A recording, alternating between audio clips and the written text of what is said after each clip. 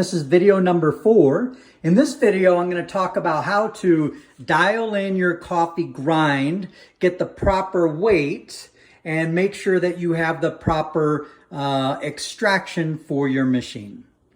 Okay, so this portafilter basket is 54 millimeters. It's one of the smaller size. It's quite common in the home market, but in the commercial setting, commercial usually does a 59 or 62.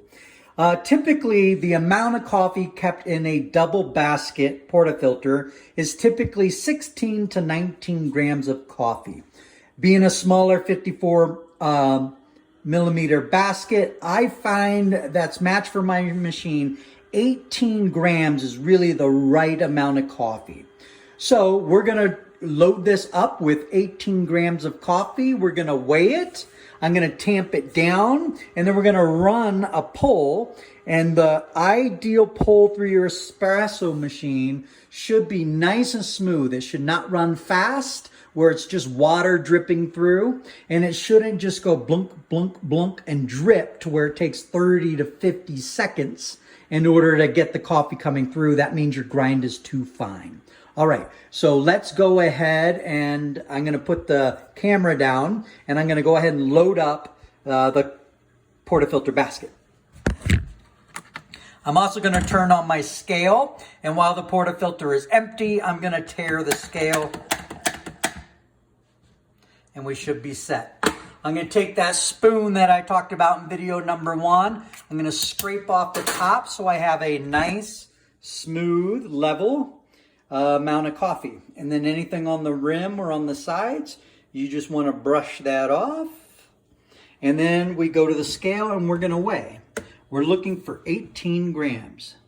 And you can see when I have a nice smooth top with the perfect amount of ground, again, this is a dialed in machine, I've got 18 grams. It's exactly what I wanted. And again, that's one of those things I don't have to weigh every time once I'm looking for those characteristics and you have your grind set properly. It makes the process really quick and easy. All right, now I'm gonna go for a tamp. A little discussion about tamping. Again, when you do coffee, you want to remove as many variables as possible, and tamping is one of those. I always do a nice firm press. I'll put the tamper on, press the coffee down. I spin it a couple of times around, and then I do a firm pressure where I push and turn half a turn. And then I take the tamper off, and then I look at the coffee and I brush off any excess on the sides of the basket, just like so. And then there you have a nice tamped coffee ready to go. You never want to vary your pressure with the tamp. Always do it the same, hard and firm. That way, if you run too fast or you run too slow, you know you need to change the grind, and you didn't have an introduced new variable, which is how you tamped. So always do it like that. That's what my recommendation is. Okay, so now if we take a look, here's another way I like to look and measure, is that this style of tamper, it's a high quality tamper, and it's got a ridge. And this is how deep I need to get my coffee in order to fit the machine properly. And as you can see, the tamper is just underneath the lip of the portafilter basket.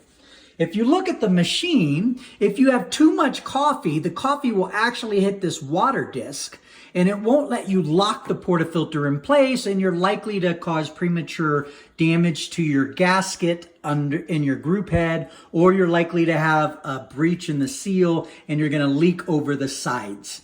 So always make sure that you get this tamper that's designed, again, high quality tampers. Don't use the plastic one that comes with it. It's okay to start, but that's something you should invest in, and it will make the job much more enjoyable. So once you have the proper tamp, you have the proper amount of coffee at 18 grams. Now we're going to load this up. We need a timer, and the ideal shot is 25 seconds. Plus or minus 2 is acceptable. If you have a shot that runs too fast, then you need to make your grind more fine. If the shot runs too slow and takes longer than 25 seconds to get your 60 mLs, then your grind is too coarse and you need to adjust. Again, when you initially set up your machine, this may take several hours and lots of coffee. This is the enjoyment part, but once you get it dialed in, you're gonna have super delicious coffee every time you do it. All right, let's get our coffee ready to go. And we have our timer, and I'm going for 25 seconds.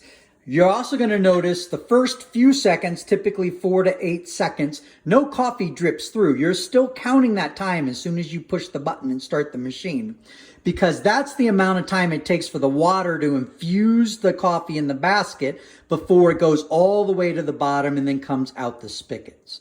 All right, let's get started.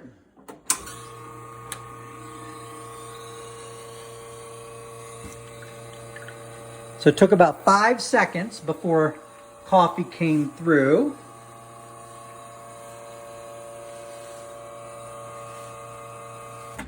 Done right there. So I'm actually running fast. That was a 17-second pour. So this tells me what? This tells me that the grind is actually too coarse.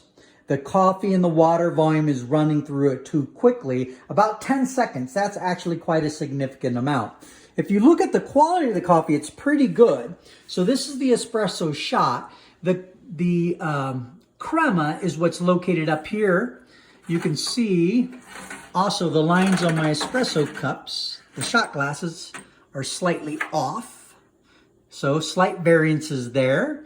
But look at the crema that's located on top. It's nice and smooth. It's that almond color. But it's not quite thick enough. If I had a proper extraction around 25 seconds, this crema should be almost twice. That's probably 3 millimeters of crema. I should get 5 to 6 millimeters of crema. Again, another sign of really high quality espresso. And this is a good shot, but it's not a perfect shot. So I need to go back and dial the machine. Again, it's been a while since I've adjusted my grind settings. And many times it's just temperature and humidity changes, and it is winter months up in Flagstaff, so it's a little colder. But you can see this crema is held really nicely, and it's just starting to break now as I'm moving it, and that is a sign of a high quality coffee. If you don't have that crema and you get this break where you're seeing a cut through where you don't have crema all the way on the top, it's another sign of just not the proper extraction. All right, thanks for joining in. See you next time.